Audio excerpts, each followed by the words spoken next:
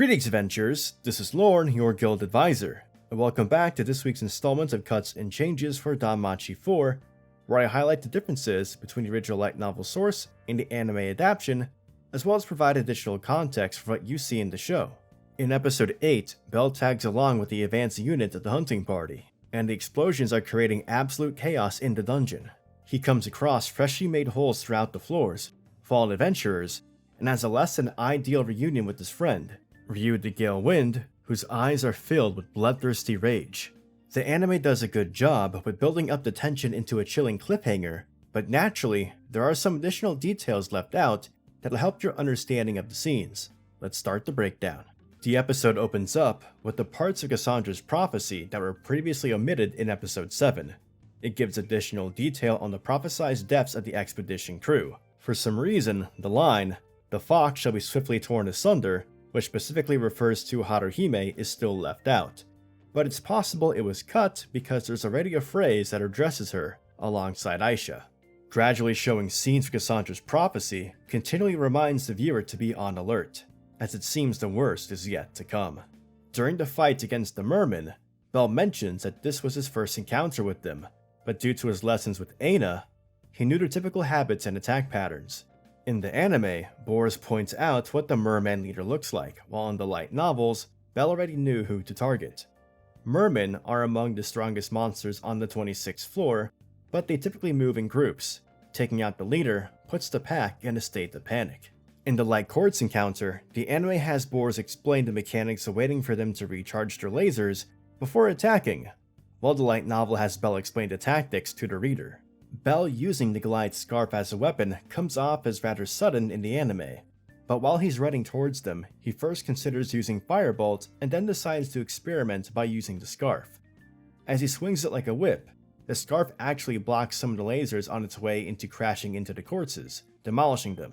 The incredible defensive properties of the scarf end up making it a formidable weapon when used in the right way.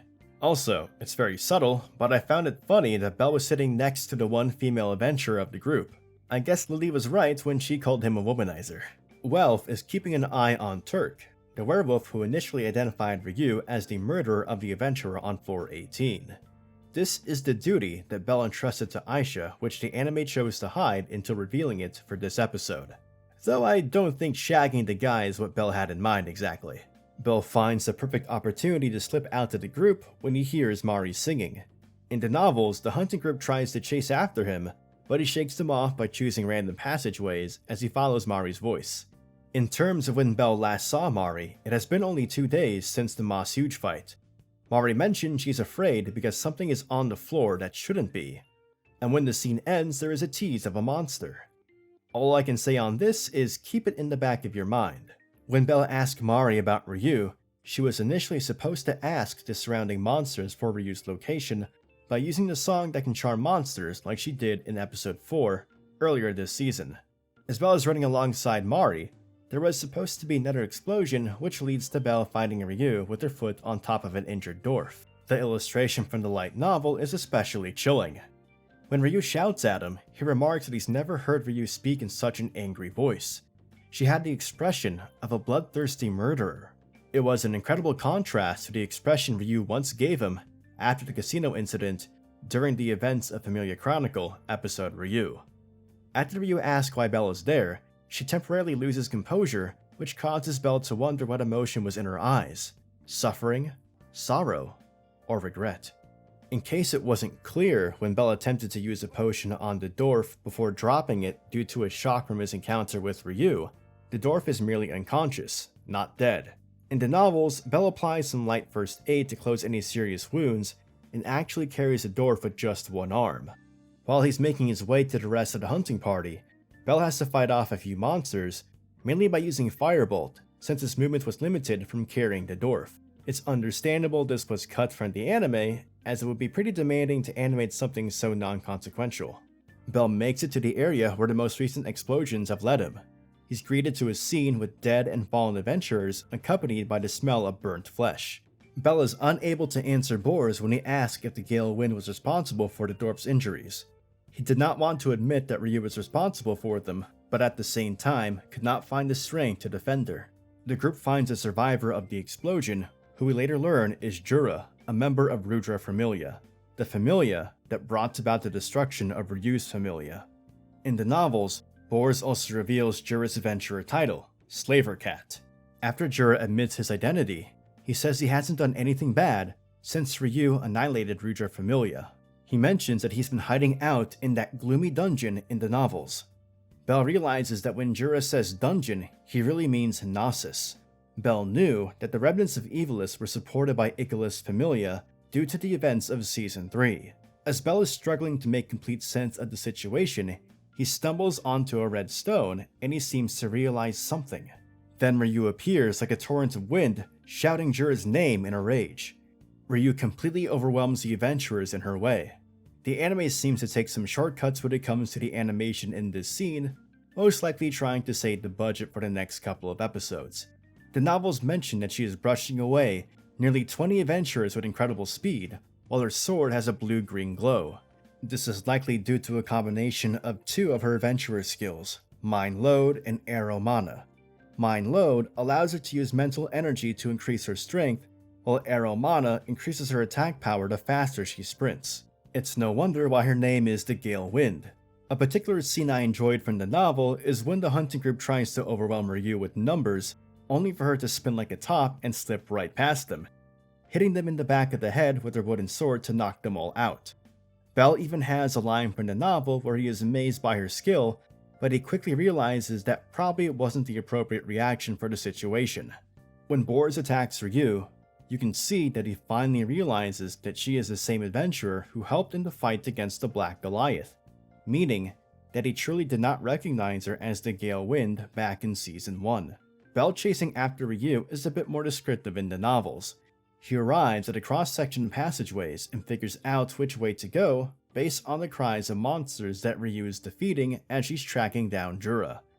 During the anime's flashback of Ryu and Bell at the grave of Estrella Familia, you can spot some different weapons if you compare it with how the grave was drawn in Season 1. If you're already familiar with the light novels, and most notably, the Estrella Records story event in DanMemo, the DanMachi mobile game, you'll instantly recognize these weapon designs. I won't say anything more than that for you anime-only viewers. Originally in the novels, Bell could also hear Ryu chanting her luminous wind magic before he actually sees the blast in the anime. It seems the anime has rearranged a bit of dialogue between Bell, Jura, and Ryu in order to end the episode on a bit of a cliffhanger. They are really trying their best to make the truth of Ryu's actions ambiguous for the next episode.